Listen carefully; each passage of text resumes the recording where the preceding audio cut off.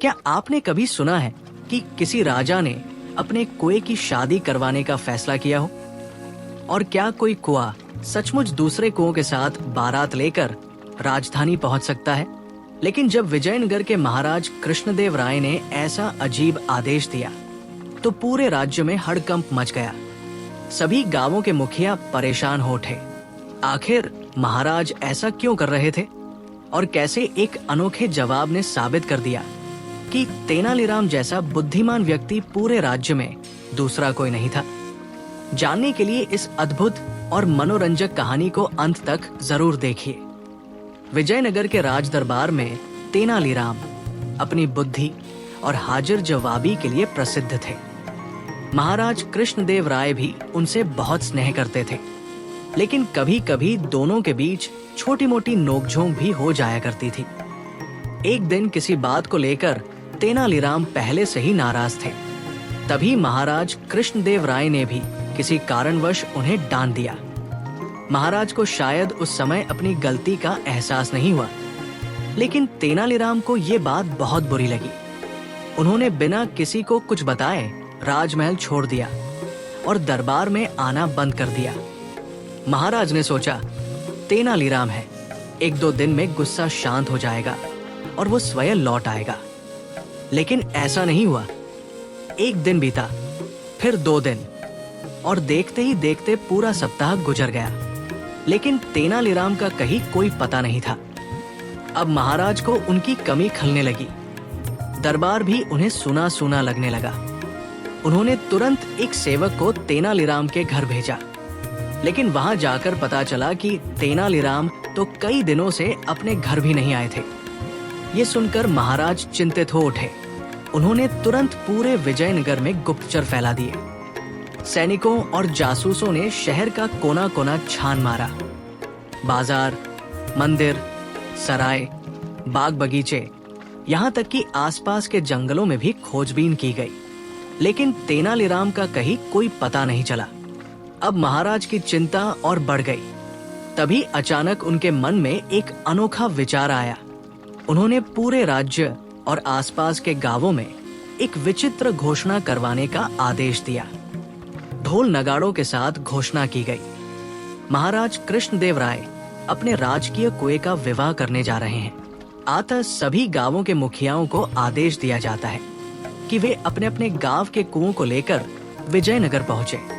जो भी इस आदेश का पालन नहीं करेगा उसे मृत्युदंड दिया जाएगा। ये घोषणा सुनकर पूरा राज्य स्तब्ध रह गया। लोग एक दूसरे का मुंह देखने लगे। सबके मन में एक ही सवाल था, भला कुएं भी कभी चलकर कही जाते हैं? लेकिन महाराज के आदेश की अवहेलना करने का साहस किसी में नहीं था। उधर जिस गांव में तेनालीराम छिपकर रह रहे थे, वहां के मुखिया की हालत सबसे खराब थी। वो चिंता में डूबा हुआ था। उसी समय तेनालीराम उसके घर पहुंचे। उन्होंने मुस्कुराते हुए कहा, मुखिया जी, आपने मुझे अपने गांव में रहने का स्थान दिया। मैं आपका ये उपकार कभी नहीं भूल सकता। अब समय आ गया है कि मैं आपके इस उपकार का बदला चुकाऊं। मुखिया ने आश्चर्य से पूछा, लेकिन कैसे? तेनालीराम मुस्कुराए और बोले, आप आसपास के सभी गांवों के मुखियाओं को एकत्रित कर लीजिए। फिर मैं जो कहूं वैसा ही कीजिए। आपकी सारी समस्या का समाधान हो जाएगा। मुखिया को तेनालीराम की बुद्धिमानी पर पूरा विश्वास था। उसने तुरंत आसपास के गांवों के सभी मुखियाओं को बुला लिया। सभी लोग एक साथ विजयनगर की राजधानी के बाहर पहुंचकर डेरा डालकर बैठ गए। फिर तेनालीराम ने उनमें से एक मुखिया को अपने पास बुलाया और धीरे से कुछ समझाया। उन्होंने कहा, अब तुम महाराज के पास जाकर कहना कि महाराज, आपके राजकीय कुएं के विवाह में सम्मिलित होने के लिए हमारे गांवों के कुएं राजधानी के बाहर ठहरे हुए हैं। कृपा करके आप अपने राजकीय कुएं को उनकी अगवानी के लिए भेज दीजिए। मुखिया को ये बात बड़ी अजीब लगी, लेकिन उसने वैसा ही किया जैसा तेनालीराम ने कहा था। वो महाराज के दरबार में पहुंचा और हाथ जोड़कर बोला, महाराज, हमारे गांवों के कुएं राजधानी के बाहर आपका इंतजार कर रहे हैं। कृपया अपने राजकीय कुएं को उनकी अगवानी के लिए भेज दीजिए। इतना सुनते ही महाराज कुछ क्षणों के लिए चुप रह गए। फिर उनके चेहरे पर मुस्कान फैल गई। वे समझ गए कि ऐसा अनोखा और चतुर उत्तर केवल एक ही व्यक्ति दे सकता है। उन्होंने उत्सुकता से पूछा, सच सच बताओ, तुम्हें ये उपाय किसने बताया है? मुखिया ने बिना कुछ छिपाए उत्तर दिया, महाराज, कुछ दिनों से हमारे गांव में एक व्यक्ति रह रहा है। उसी ने हमें ऐसा कहने को कहा था। महाराज की आंखें चमक उठीं। वे खुशी से बोले, वो व्यक्ति अभी कहाँ है? मुखिया बोला, महाराज, वो राजधानी के बाहर ही ठहरा हुआ है। ये सुनते ही महाराज ने तुरंत अपने सेवकों को आदेश दिया, शीघ्र रथ तैयार करो। कुछ ही देर में महाराज स्वयं राजधानी के बाहर पहुंच गए और जैसे ही उनकी नजर तेनालीराम पर पड़ी, उनके चेहरे पर खुशी झलक उठी। महाराज रथ से उतरकर तेनालीराम के पास आए। दोनों कुछ क्षणों तक एक दूसरे को देखते रहे। फिर महाराज ने प्रेम पूर्वक कहा, तेनालीराम, तुम्हारे बिना ये दरबार सूना हो गया था। अब और नाराज मत रहो, वापस चलो।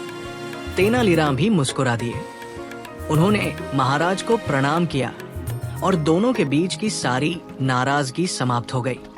इसके बाद महाराज तेनालीराम को बड़े सम्मान और धूमधाम के साथ वापस राजमहल लेकर आए। साथ ही उन सभी गांवों के मुखियाओं को भी उनकी सहायता के लिए पुरस्कार देकर सम्मान पूर्वक विदा किया गया। और एक बार फिर पूरे विजयनगढ़ में तेनालीराम की बुद्धिमानी और चतुराई की चर्चा होने लगी। तो दोस्तों, देखा आपने कि बुद्धिमान व्यक्ति केवल कठिन समस्याओं का हल ही नहीं निकालता, बल्कि रिश्तों में आई दूरियों को भी प्रेम और समझदारी से मिटा देता है। अगर आपको तेनालीराम की ये मजेदार और प्रेरणादायक कहानी पसंद आई हो तो वीडियो को लाइक जरूर कीजिए और कमेंट करके बताइए कि अगर आप उस गांव के मुखिया होते तो महाराज के इस अजीब आदेश का क्या जवाब देते। और अगर आप ऐसी रोचक, ज्ञानवर्धक और मनोरंजक तेनालीराम की कहानियां सुनना पसंद करते हैं तो चैनल को सब्सक्राइब करके बेल आइकन जरूर दबाइए, क्योंकि अगली कहानी में तेनालीराम अपनी अद्भुत बुद्धि से फिर एक नई चुनौती का ऐसा समाधान निकालेंगे जिसे देखकर आप भी हैरान रह जाएंगे। धन्यवाद।